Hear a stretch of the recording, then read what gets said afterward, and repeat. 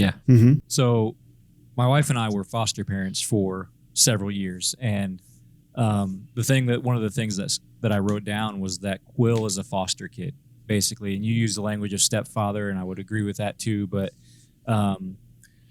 he's a foster kid. He was abandoned by his father and put into, by not his own choice, right? Put into another home. And there was somebody there in that home who at the very least protected him. Whereas his biological father abandoned him, there was another man who would at least protect him, right? This father wanted nothing to do with him. Here's another one who will teach him things, right? Even if that is to steal and to do things and use him as, to get partially what he wants. But he protects him and he teaches him things. And it's not obviously not a perfect relationship, but that was the takeaway for me is that as formerly as a foster parent, that dichotomy in that relationship was displayed so well because in our situation, our foster kids eventually left our house.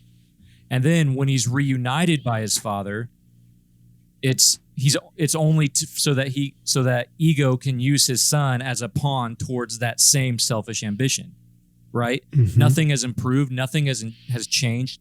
Quill goes through life thinking, I wonder who my dad is, and having internal feelings of just complete inadequacy, insufficiency, and like I'm nothing. I'm less than nothing because of who my lack of knowledge of my father. And yet, when he finally meets his father, all of those negative things are reinforced by his father.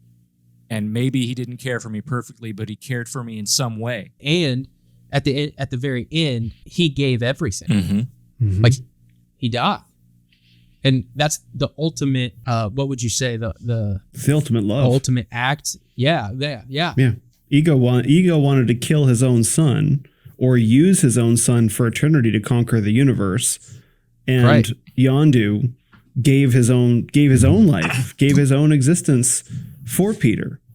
Right? Mm-hmm. But like that's right. Yeah, that's real love. That's real fatherly love. And yeah. Peter only learns it at the very last second. Well, yeah, and the connotation, whatever that, I forget who the gold women were. The sovereign. That matriarchy, the sovereign, yeah. That's like a matriarch, that whole thing was super weird. Yeah. Just the matriarchy. And just real quick about Yondu, even though he gives his life for his son, and it's a heavy scene, right? Like it's not a lighthearted Marvel Guardians of the Galaxy scene, like it's heavy. But then even in that, there's redemption because then he gets cremated and then all the Ravager clans show up and there's this big celebration with the fireworks and he earns Sylvester Stallone character Stakar's approval because he had been cast out for doing that many years ago.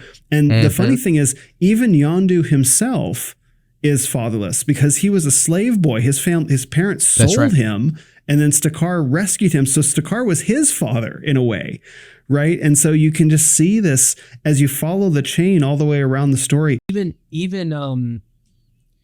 Yondu fought, like now that you say that, I'm kind of seeing it where Yondu fathers multiple people throughout the film, more so than just Peter, because even his exchange with Rocket, the raccoon, where what does Rocket say? He says something like, "You don't know me" or something. And then Yondu goes off of this. And he's like, "I am you." Yeah.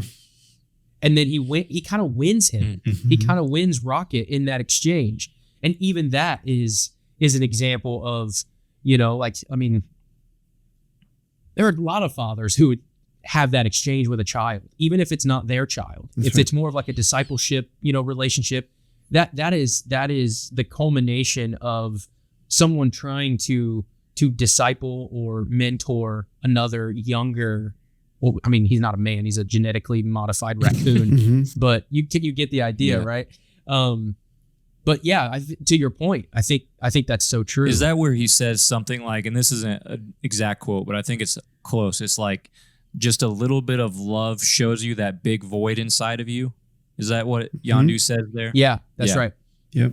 Yeah, that is a great scene. And I didn't think of it as Yondu kind of fathering multiple people, but that now that you say that, I think that it could be true.